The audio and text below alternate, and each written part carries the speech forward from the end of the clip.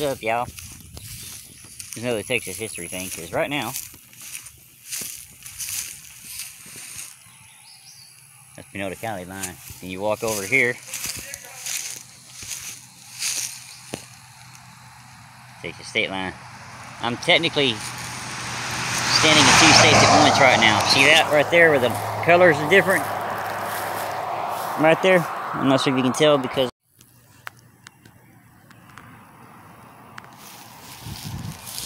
see that 2 different colored roads right there? Right here. That right there is the Texas-Louisiana state border. So as of right now, I'm in 2 states. Even though y'all seen me stand in 3 states at one time before. Here come Bones. I had to zip up real quick.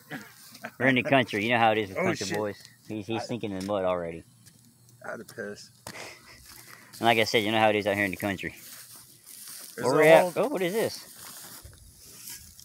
License plate Hey! from Oklahoma. Okay, so we're at the Texas-Louisiana state border. We found a freaking Oklahoma license plate, y'all. I'm keeping it. Keep it. It expired March of, what's the year on this thing? 2009. Holy shit. That's an older one. Anyways, we're out here at this thing right here. I've been here before. Y'all seen a video of it. He's never been out here before. Granite. It's granite. I said marble, but it's freaking granite. Granite. You'll see this too. Yeah, see, the only marker like this known in the continental United States. There are other markers like this out here. They just don't know where some of them are located at. And further north, some of them have fallen into the Sabine River. Because not too far up here from where we are right now, the Toledo Bend starts. You got some mud tires on that truck. Well, I just found that hilarious now. We're at the Texas-Louisiana state border. Find a freaking Oklahoma license plate from 2009. It's gonna go in the trunk though, so I don't get the inside of my car dirty. It's kind of like a melding pot over here, because I totally went over there and took a piss on a whole bag full of Dos Equis bottles. So you got the Mexican stuff going on too. But we're going to cover 2 things of Texas history today, this and something else. But the funny part is, to cover the second part of Texas history, we got to leave Texas. I love this feature on my car. Where is it at? Let me find a button on my key ring here. I was wondering, wait, did you have it? I love being able to do that. Uh-oh. There's a pair of female pants in my trunk. I don't know whose those are. I ain't mine. I don't wear female pants, but here's the actual marker, y'all. I just wonder how they did granite, unless the granite replaced the original one that used to be here, because there's a piece of concrete right there, too.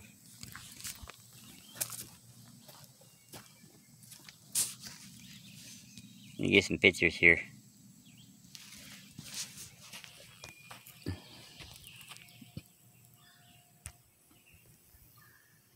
But this is where the border, basically what it is this is where the border of Texas was when we were on country.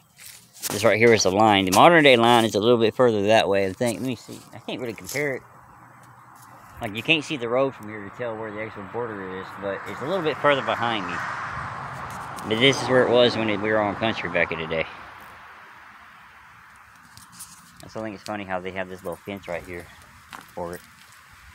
It looks like the fence was red at one time, too.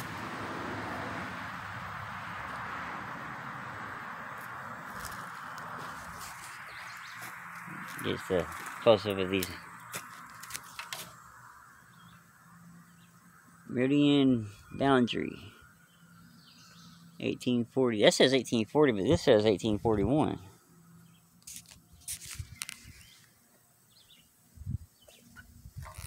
Wait a second. Hang on a minute. I see why now. International border marker, Republic of Texas, United States, set 1841. So why does that say 41 and that say 40?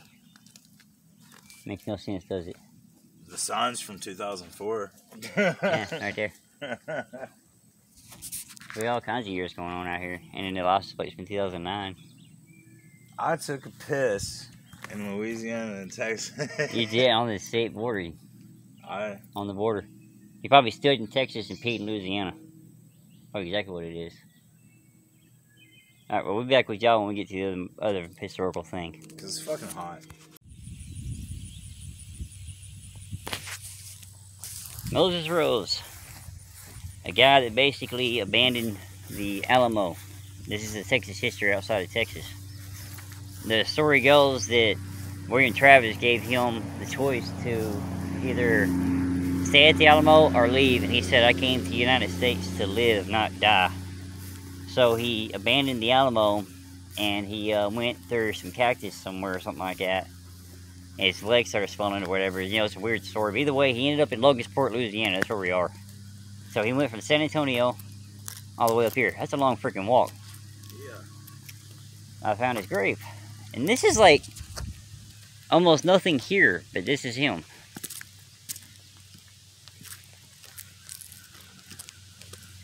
The only known soldier to survive the Alamo, they say. I think somebody needs to replace the flag over here. That flag. Ow! Okay, those are sharp. He's running into shit. Soldier of the Alamo. I got stung by an asp earlier. You can't really tell now. Now I just got stabbed by a plant. But this is Moses Rose's grave. Like, one-time soldier of the Alamo. I'm sure he was a great dude. I guarantee you that he's got roots going through his grave. Smart. Yeah. I guess. He looked out there, saw that shit, and said, Yeah, fuck because no, the thing is, you know, with when he escaped from the Alamo, I guarantee you he had to be careful because they were already surrounded at that time, so he had to find a way out carefully. Check out some other graves over here. But yeah, he was given the choice to stay or go, and he decided to leave and not get killed in the Alamo. So, and somehow he ended up here in Logansport, Louisiana. But I figured it'd be kind of cool to come over here since we're by the international boundary marker and do Texas history outside of Texas. So, Ferguson. Yeah, this is known as the Ferguson Cemetery. But my question is, how did he end up here? Oh yeah, he ended up here because he ended up living on the Ferguson plantation. He ended up befriending, there's a guy here.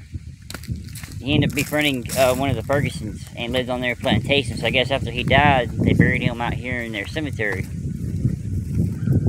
A lot of people called him a traitor, and some people said he was smart.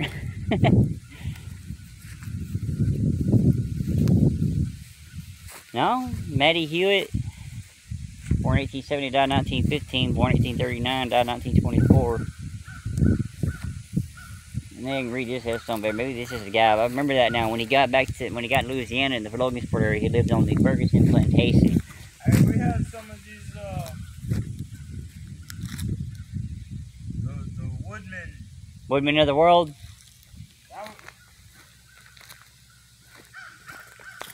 Was it in that Dixie cemetery or the one where we, It's been in basically every cemetery we've been to.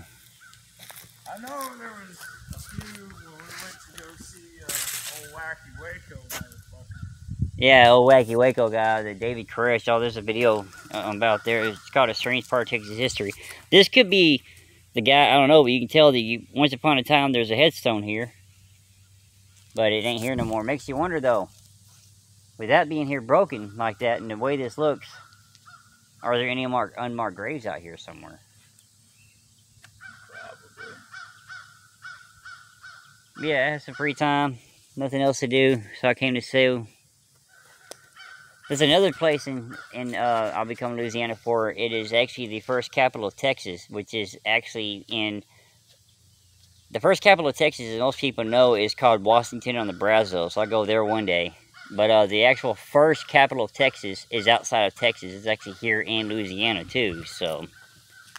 But yeah, this is Moses. A guy that fled from the Alamo. Part of Texas history in Louisiana. But that's it for now for the history stuff. If I find something else worth recording or whatever throughout the day, I'll let y'all know. As you can tell, I parked over there because there's not really a defined driveway in here. But until next time, y'all, I'll be back.